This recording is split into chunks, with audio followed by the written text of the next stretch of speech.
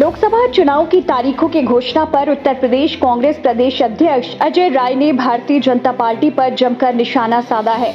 अजय राय ने कहा कि भाजपा 400 सीट लड़ ही नहीं रही है तो 400 पार की बात कैसे कर रही है। इनकी बातों पर चुनाव आयोग को ध्यान देना चाहिए कि ये अपना गणित बता रहे हैं या इन्होंने कोई सेटिंग कर रखी है। उन्होंने आगे कहा कि बीजेपी यूपी में 80 की बात करती है, कहीं दम है क्या? जनता बेरोजगारी, महंगाई, भ्रष्टाचार से परेशान है। सिपाहियों की भर्ती निकाली गई थी, पेपर लीक हो गया, इसका फर्क चुनाव पर पड़ेगा। साथ ही 60,000 की नियुक्ति आई थी और 50 लाख से फॉर्म ज्यादा भरे गए। एक फॉर्म की कीमत 400 है, तो सोच लीजिए कि सरकार ने कितना खजाना भरा है। देखिए, वही मैंने कहा ना कि ये सब जो बातें आ रही हैं, इस पे जरूर चुनाव आयोग को ध्यान देना चाहिए कि ये अपनी केवल कैलकुलेशन बता रहे हैं या इन्होंने कोई सेटिंग बैठा रखी है या कुछ ऐसा काम कर रखा जिससे 80 में 80 कर रहे हैं। 400 सीट तो लड़ी नहीं रही है भारतीय जनता पार्टी, 400 लड़ी नहीं रही है, 400 की बात करते हैं। ये झूठी बात करते हैं। 80 में 80 की बात करते हो, कहां पे कहीं दम है?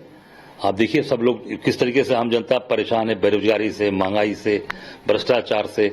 अभी आपने सिपाहियों की भर्ती निकाली थी, 50,000 सिपाहियों की भर्ती लिखा 60,000।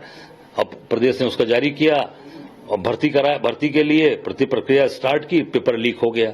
50 लाख नौजवानों ने उसमें दिया था एग्जाम, अब सबका भविष्य खराब कर दिया इन्होंने। तो क्या वो तो भर्ती और पेपर लीक का फर्क पड़ने वाला है? बिल्कुल फर्क पड़ने वाला है, सबका भविष्य खराब। बच्चों ने तैयारी कर, सालों साल तैयारी करते हैं।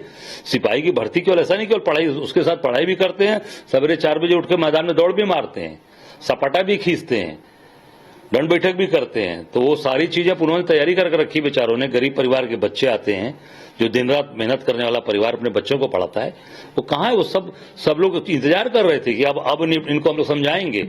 और 60,000 नियुक्ति, अब 50 लाख लोगों से अपने फार्म भरवा दिया। एक फार्म का दाम 400 रुपए, आप जोड़ लो कितने पैसे हो गए? 200 करोड़ से ऊपर सरकार ने खजाना भर लिया।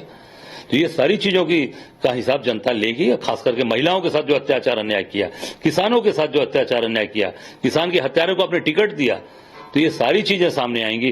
किसानों के ऊपर आप गोली बम चलवा रहे हो, तो ये सब चीजों का हिसाब इस बार चुनाव में जनता इनसे लेगी और पूरी तरीके से इनको साफ करेगी।